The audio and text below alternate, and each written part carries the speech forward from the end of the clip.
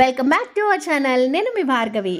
ఏంటి రోస్ట్ ఫ్లవర్స్ని ఇలా కోసేస్తున్నాను, అది కూడా ఫ్రెష్గా లేవో అనుకుంటున్నారా? మా చెట్టుకి ఎప్పుడు వద్దు అన్నా కూడా పువ్వులు పూస్తూనే ఉంటాయి అనమాట. 10 డేస్కి ఒకసారి చాలా ఎక్కువ ఫ్లవర్స్ వస్తాయి. ఇలానే 10 డేస్కి ఒకసారి మేము ప్లాంట్ అనేది ఈ విధంగా మెయింటైన్ చేస్తూ ఉంటాము. మీ ఇంట్లో ఉన్న రోజ్ ప్లాంట్స్కి ఎక్కువ ఫ్లవర్స్ పూయాలంటే ఎలానో కొన్ని టిప్స్ని చెప్తాను, ఫాలో అయిపోండి. కొన్ని ఫ్లవర్స్ వచ్చేసిన తర్వాత ఆ స్టెమ్ని అక్కడ వరకు కట్ చేసేసుకోవాలి. ఫస్ట్ అయితే పువ్వులు మీరు ఇంట్లో దేవుడికి కానీ లేదా పెట్టుకోవడానికి కానీ తీసుకుంటే ఓకే, లేదు అంటే చెట్టుకి అందంగా ఉంచేయాలి అనుకుంటారు నాలా కొంతమంది. సో అలాంటి వాళ్ళు ఏంటంటే కొంచెం డ్రై అయిపోయిన తర్వాత పెటల్స్ అప్పుడు మనం చక్కగా ఫ్లవర్స్ అన్ని కట్ చేసేసుకుని, ఫ్లవర్స్ వచ్చేసిన స్టెమ్, మొగ్గలు లేకుండా ఉండే స్టెమ్ ఏదైతే ఉంటుందో ఆ స్టెమ్స్ ని కూడా చక్కగా కట్ చేసేసుకుంటూ ఉండాలన్నమాట. ఎప్పటికప్పుడు ట్రిమ్ చేసేసుకుంటే మనకి చెట్టు చక్కగా గ్రో అవుతుంది.